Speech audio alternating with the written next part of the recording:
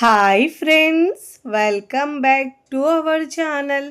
ఈరోజు మన కిచెన్లో చాలా టేస్టీగా హెల్తీగా ఉండే సోరకాయతో 2 రకాల రెసిపీస్ని ఎలా చేయాలో చూపించబోతున్నానండి. ఈ వేసవి కాలంలో ఒంటికి చలవ చేయడానికి ఇలా సోరకాయ తీసుకోవడం వల్ల చాలా మంచిదండి. ఇక్కడ నేను సోరకాయతో గారెలండి. రుచి అయితే చాలా చాలా బాగుంటాయండి. తిన్న కొద్దీ తినాలనిపిస్తాయి. పైన క్రిస్పీగా లోపల సాఫ్ట్గా భలే ఉంటాయండి. మన సెకండ్ రెసిపీ సోరకాయతో పునుగులండి. తిన్న కొద్దీ తినాలనిపిస్తాయండి. ఇవి రెండు కూడా ఒకదానికి మరొకటి రుచి ఉంటాయండి. అంత కమ్మగా ఇలా పిల్లలకు టీ టైమ్ స్నాక్గా చేసి పెట్టండి. మళ్ళీ మళ్ళీ కావాలి అంటారండి. అంత బాగుంటాయండి. ఈ రెండు రెసిపీస్ కూడా పైనుంచి క్రిస్పీగా లోపల సాఫ్ట్గా ఉంటాయి. మరి ఇక ఏమాత్రం ఆలస్యం చేయకుండా ముందుగా సోరకాయ గారెలు ఎలా చేయాలో చూద్దాం రండి. ముందుగా ఇక్కడ నేను మీడియం సైజు సొరకాయ ఉన్నాయండి. దాంట్లో నుంచి సగం తీసుకున్నాను. సగం కర్రీ చేశాను కాబట్టి మిగతాది ఇలా పిల్లలకు స్నాక్స్ చేసి పెట్టడానికి నేను ఇలా సగంని ఇలా స్నాక్స్గా చేస్తున్నానండి. ఇక్కడ లేతగా ఉంటే మీరు పైన తొక్క తీసే అవసరం ఉండదండి. కాస్త నాకు ఇలా పైన గట్టిగా అనిపిస్తుంది, అందుకే ఇలా పైన తీసేస్తున్నానండి.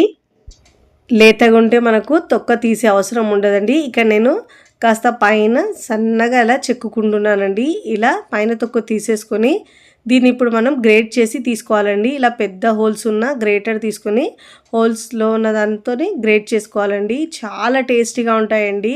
ఇలా మొత్తం గ్రేట్ చేసి తీసుకోవాలి. ఫస్ట్ టైం నా ఛానల్ చూస్తున్న వాళ్ళు ప్లీజ్ నా ఛానల్ని సబ్స్క్రైబ్ చేసుకోండి, లైక్ చేయండి, పక్కనున్న బెల్ ఐకాన్ని ప్రెస్ చేయండి. ఇలా ప్రెస్ చేయడం వల్ల నేను పెట్టే వీడియో నోటిఫికేషన్ ముందుగా మీ హోమ్ పేజ్కి వస్తాయండి. ఇలా మొత్తం తురుముకున్న తర్వాత దీన్ని కొలుచుకోవాలండి. ఇక్కడ నేను కప్పుతో కొలుచుకుంటున్నాను. ఇక్కడ నాకు 2 కప్పుల దాకా వచ్చిందండి తురుము. అయితే బౌల్లోకి వేసుకోవాలి. ఇదే విధంగా మిగతా తురుమును కూడా ఇలా కొలిచి తీసుకోవడం వల్ల మనకు బియ్యపిండి తీసుకోవడానికి మంచి వీలుగా ఉంటుందండి.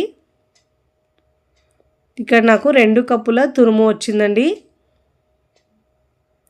ఇక్కడ నేను చిన్న మిక్సీ జార్ తీసుకునే దాంట్లో వేయించిన వేరుశనగ గుళ్ళు తీసుకున్నానండి. పైన కాస్త తొక్క తీసేసి ఇలా మనం కాస్త బరకగా గ్రైండ్ చేసుకోవాలండి. మీరు ఇలా గ్రైండ్ చేసుకొని పప్పులు ఇష్టం లేని వాళ్ళు మీరు శనగపప్పు ఇంకా పెసరపప్పు నానబెట్టుకొని గంట పాటు అదైనా వేసుకోవచ్చండి పల్లీలకు బదులు. ఇక్కడ నేను పెద్ద గిన్నె తీసుకున్నాను, కలపడానికి వీలుగా ఉంటుంది కాబట్టి దాంట్లో సొరకాయ తురుము వేసుకోవాలండి. ఇలా తింటుంటే మధ్యలో పల్లీలు తలుగుతుంటే చాలా టేస్టీగా ఉంటాయండి గారెలు అయితే. ఇప్పుడు దీనిలో సన్నగా తరిగిన కొత్తిమీర వేసుకోవాలండి. సన్నగా తరిగిన ఒక 1/2 కప్పు దాకా కరివేపాకు కొత్తిమీర కూడా వేసుకోవాలండి. పచ్చిమిరపకాయలు 1 టేబుల్ స్పూన్ దాకా వేసుకున్నానండి. పేస్ట్ వేసుకున్నాను. నాకు ఒక వీడియో క్లిప్ మిస్ అయిందండి దీంట్లో. ఇప్పుడు దీంట్లో 1 టీ స్పూన్ దాకా జీలకర్ర వేసుకోవాలండి. ఇప్పుడు ధనియాల పొడి 1 టీ స్పూన్ దాకా వేసుకోవాలండి. ఇప్పుడు దీంట్లో రుచికి సరిపోయినంత ఉప్పు వేసుకోవాలండి. ఉప్పు వేసుకొని ఇలా బాగా మిక్స్ చేసుకోవాలి. ఇప్పుడు ఇక్కడ నేను 1.5 కప్పు బియ్యపిండి తీసుకున్నానండి. ఇంట్లో పట్టించిన బియ్యపిండి అండి.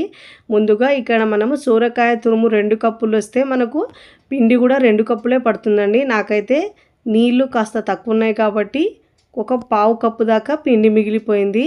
మిగతా మొత్తం అయితే మనకు చూసి కన్సిస్టెన్సీ చూసి యాడ్ చేసుకోవాలండి. పిండిని మనము ఇలా కలుపుకుంటూ మనం పిండి ముద్దలుగా అయ్యే వరకు మరీ గట్టి కాకుండా మరీ హార్డ్ కాకుండా ఇలా వడలొత్తే విధంగా చేసుకోవాలండి. మరి మీరు పల్చగా ఉంటే ఆయిల్ ఎక్కువ పీల్చేస్తాయండి వడలైతే. ఇక్కడ నేను ప్లాస్టిక్ కవర్ తీసుకోవాలండి. తీసుకొని ఇలా మనము దీనికి ఆయిల్ అప్లై చేసుకొని దీనిపైన గారెల్లా ఒత్తుకోవాలండి. ఇక్కడ నేను ముందుగా స్టవ్ మీద ఆయిల్ వేడి చేసుకున్నానండి. ఇక్కడ మనం చిన్న బౌల్లోగా పిండి తీసుకుని ఇలా మనం మరీ పల్చగా కాకుండా మరీ లావుగా కాకుండా మీడియంగా ఒత్తుకోవాలండి. ఇలా బాగా ఒత్తుకున్న తర్వాత మధ్యలో హోల్ పెట్టుకోవాలండి. చాలా టేస్టీగా క్రిస్పీగా సూపర్గా వస్తాయండి ఈ గారెలు అయితే. ఇలా మనం చేసుకొని ప్లేట్లోకి తీసుకోవాలండి. ఒక 4-5 దాకా చేసుకోవాలండి. చేసుకొని మనం వాటిని తర్వాత ఫ్రై చేసుకోవాలి. ఇక్కడ నేను మరొకటి చేసి చూపిస్తున్నానండి. మరీ లాగా కాకుండా మీడియంగా చేసుకోవాలండి. చూడండి ఇలా ఈక్వల్గా ఒత్తుకొని మధ్యలో హోల్ పెట్టుకొని ప్లేట్లోకి తీసుకోవాలి. నేను 4-5 చేసుకున్న తర్వాత చూపిస్తున్నాను చూడండి. ఇక్కడ మనం ముందుగా ఆయిల్ బాగా వేడి చేసుకున్నాం కదండి. ఇప్పుడు గారెల్ని వేసుకొని ఫ్రై చేసుకోవాలండి. మీకు ప్యాన్లో ఎన్ని పడితే అన్ని వేసుకోవాలండి. నాకైతే ఇక్కడ కడాయిలో అయితే 3 పట్టాయండి. ఫ్రీగా ఫ్రై చేసుకోవాలి, అప్పుడే క్రిస్పీగా మంచిగా ఫ్రై అవుతాయండి. మంచిగా ఒకవైపు కలర్ వచ్చిన తర్వాత మరోవైపుకి టర్న్ చేసుకోవాలండి. మంటను మీడియం టు హై ఫ్లేమ్లో అడ్జస్ట్ చేసుకుంటూ మంచి గోల్డెన్ కలర్ వచ్చే వరకు ఫ్రై చేసుకోవాలండి. రెండు వైపులో తిప్పుతూ మంచిగా నురగలు తగ్గి క్రిస్పీగా కలర్ వచ్చే వరకు ఫ్రై చేసుకోవాలి. ఇలా మంచిగా ఫ్రై చేసుకున్న తర్వాత ఇలా జాలి గరిటెలో తీసుకోవాలి. ఎక్స్ట్రా ఆయిల్ ఏమైనా ఉంటే కిందికి వచ్చేస్తుందండి. ఇప్పుడు ఇలా ఫ్రై చేసుకొని ప్లేట్లోకి తీసుకోవాలి. ఇదే విధంగా నేను మరొకసారి ఫ్రై చేసి చూపిస్తున్నాను చూడండి. ఫ్లేమ్ని మాత్రం మీడియం టు హై ఫ్లేమ్లో అడ్జస్ట్ చేసుకుంటూ మంచి గోల్డెన్ కలర్ వచ్చే వరకు ఫ్రై చేసుకోవాలండి. మీరు లో ఫ్లేమ్లో ఉంచితే ఆయిల్ ఎక్కువ పీల్చేస్తాయండి. మంటను చూసుకుంటూ మీడియం టు హై ఫ్లేమ్లో అడ్జస్ట్ చేసుకుంటూ ఫ్రై చేసుకోవాలండి. పిండిని ఎక్కువ మీరు పల్చగా ఉంచితే ఆయిల్ ఎక్కువ పీల్చేస్తుందండి. మరి పల్చగా కాకుండా పిండిలో మనం చూసుకుంటూ మిక్స్ చేసుకోవాలి. అప్పుడే మనకు గారెలు మంచిగా వస్తాయండి. ఇక నేను అన్నీ ఫ్రై చేసుకున్న తర్వాత ప్లేట్లో సర్వ్ చేసుకుంటున్నానండి. చూస్తుంటేనే ఎప్పుడెప్పుడు తినాలనిపిస్తాయండి. అంత టేస్టీగా కమ్మగా చాలా చాలా బాగుంటాయండి. ఇలా చేసి పెట్టిన గారెలను పిల్లలు పెద్దలు కూడా చాలా ఇష్టంగా తింటారండి. ఒంటికైతే చాలా మంచిదండి. సోరకాయ చల్లదనాన్ని ఇస్తుంది కాబట్టి ఈ సమ్మర్లో ఇలా చేసుకోండి. చాలా చాలా బాగుంటాయండి. సోరకాయతో ఎప్పుడు పప్పులు ఇలా చేస్తాం కానీ ఒక్కసారి ఇలా గారెలు చేసుకోండి, మళ్ళీ మళ్ళీ కావాలి అంటారండి. అంత టేస్టీగా ఉంటాయి. ఇలా చేసి పెడితే 1కి 4-5 తినేస్తారండి. అంత రుచిగా ఉంటాయి. మీరు కూడా తప్పకుండా చాలా టేస్టీగా ఉండే ఈ సోరకాయతో గారెలను ఒక్కసారి ట్రై చేయండి. ట్రై చేసి ఎలా కుదిరిందో నాకు కామెంట్ ద్వారా తెలియచేయండి. ఇక్కడ తుంచి కూడా చూపిస్తున్నాను చూడండి. పైన క్రిస్పీగా లోపల సాఫ్ట్గా వచ్చినాయండి. దీనికి ఏ చట్నీ అవసరం ఉండదు. పిల్లలైతే ఒట్టిగా తిన్నా కూడా చాలా బాగుంటాయి. టమాటో కెచప్ పెట్టుకున్నా కానీ సూపర్ టేస్టీగా ఉంటాయండి. ఇప్పుడు మన సెకండ్ రెసిపీ వచ్చి సోరకాయతో పునుగులను ఎలా చేయాలో ఆ ప్రాసెస్ని ఇప్పుడు చూద్దాం రండి. ముందుగా ఇక్కడ నేను ఒక సోరకాయ తీసుకున్నానండి. 450 గ్రామ్ వరకు ఉంటుంది. ఒక ఆలును తీసుకోవాలండి. క్యారెట్ చిన్నగా ఉన్నాయి కాబట్టి ఒక 4-5 తీసుకోవాలండి. పెద్దగా ఉంటే 1-2 తీసుకున్నా సరిపోతుంది. ఇప్పుడు మనం ఇలా సోరకాయ పైన చెక్కు తీసేసుకోవాలండి. ఇలా చాలా హెల్తీగా టేస్టీగా ఉంటాయండి ఇవైతే. ఇప్పుడు దీనిపై నుంచి ఆలు కూడా పీల్ చేసుకోవాలండి. ఆలును కూడా ఇలా మొత్తం అన్నిటినీ పీల్ ఆఫ్ చేసుకొని కట్ చేసుకొని శుభ్రంగా వాష్ చేసుకొని కట్ చేసుకోవాలండి. ఇలా అన్నిటినీ తీసుకున్న తర్వాత క్యారెట్ని కూడా వేస్ట్ ఉన్న పార్ట్ని కింద మీద ఉన్న పార్ట్ని కూడా కట్ చేసుకోవాలండి. ఇలా కట్ చేసుకున్న తర్వాత శుభ్రంగా వాష్ చేసుకోవాలి.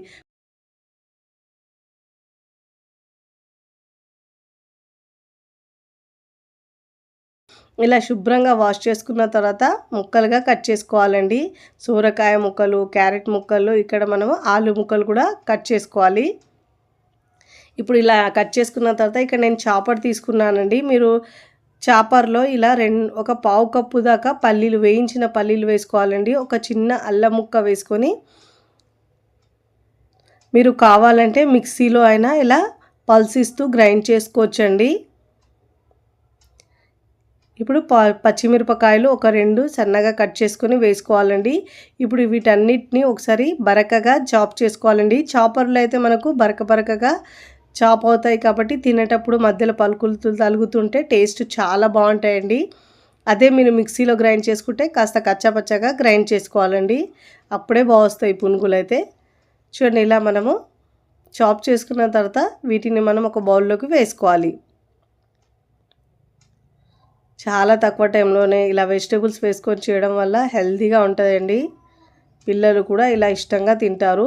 ఇప్పుడు ఇదే చాపర్లో సోరకాయ ముక్కలు, ఆలు ముక్కలు, క్యారెట్ ముక్కలు వేసుకోవాలండి. 3 కొన్ని వేసుకొని చాప్ చేసుకోవాలి. ఇలా చాప్ చేసుకొని వేసుకోవడం వల్ల పునుగులు చాలా టేస్టీగా వస్తాయండి. వెజ్జెస్ మనకు పట్టికి తగులుతుంటే టేస్ట్ బాగుంటుంది. మిక్సీలో అయితే మీరు బరకగా గ్రైండ్ చేసుకోవాలి. ఇలా చాప్ చేసుకోవాలండి. ఇదే విధంగా వేసుకుంటూ చాప్ చేసుకున్న తర్వాత మళ్ళీ ఇదే విధంగా 3 కలిపి వేసుకుంటూ మళ్ళీ చాప్ చేసుకోవాలి. చూడండి, ఇక్కడ నేను చాప్ చేసుకున్న అన్నిటిని ముందుగా వేసుకున్న బౌల్లోకి వేసుకోవాలి. ఇదే విధంగా మిగతా వాటిని కూడా చాప్ చేసుకుని అదే బౌల్లోకి వేసుకోవాలండి. అన్ని ముక్కలు వేసుకున్న తర్వాత చాప్ చేసుకోవాలి. చాలా టేస్టీగా ఉంటాయండి, తిన్నా కొద్దీ తినాలనిపిస్తాయి, అంత టేస్టీగా ఉంటాయి. ఇక్కడ నేను ఫ్రీగా కలపడానికి వేరొక వెడల్పుగా ఉన్న గిన్నెలో వేసుకుంటున్నానండి, బౌల్ నుంచి తీసేసుకొని. ఇప్పుడు దీంట్లో మసాలాలు యాడ్ చేసుకుందామండి. Spices garam masala 1/2 teaspoon వేసుకోవాలండి. ధనియాల పొడి 1 టీ స్పూన్ దాకా వేసుకోవాలండి. మిరియాల పొడి 1/4 టీ స్పూన్ వేసుకోవాలి.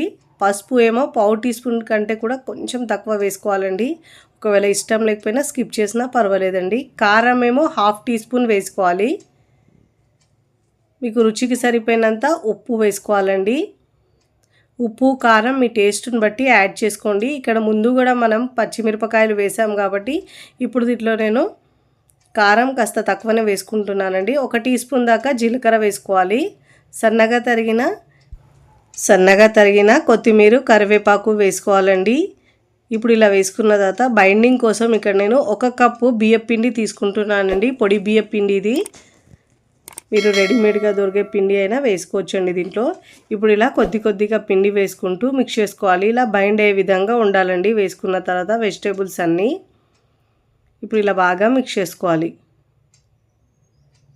కొద్దిగా పిండి మొత్తం వేసుకొని మిక్స్ చేసుకోవాలండి. మొత్తం ఇక్కడ నాకు 1 కప్పు దాకా పిండి పడిందండి. ఇప్పుడు ఇలా బాగా మిక్స్ చేసుకోవాలి. చూడండి, ఇలా ముద్దలాగా వచ్చేసిందండి ఇలా మిక్స్ చేసుకుంటే మనకు.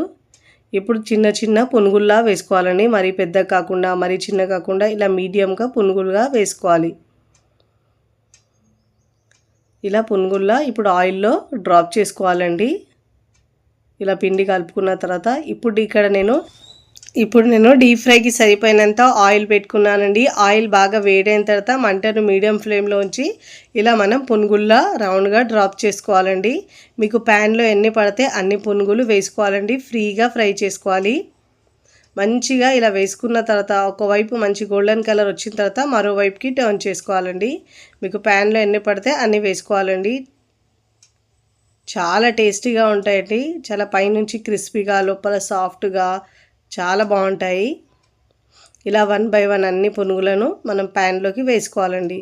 ఇలా వేసుకున్న తర్వాత ఒకవైపు ఫ్రై అయిన తర్వాత మరోవైపుకి టర్న్ చేసుకోవాలండి. ఇలా అన్ని వైపుల్లో తిప్పుతూ మంచి గోల్డెన్ కలర్ వచ్చే వరకు ఫ్రై చేసుకోవాలి. ఇలా తిప్పుతూ అన్ని వైపులో మంచి గోల్డెన్ కలర్ వచ్చే వరకు ఫ్రై చేసుకోవాలండి.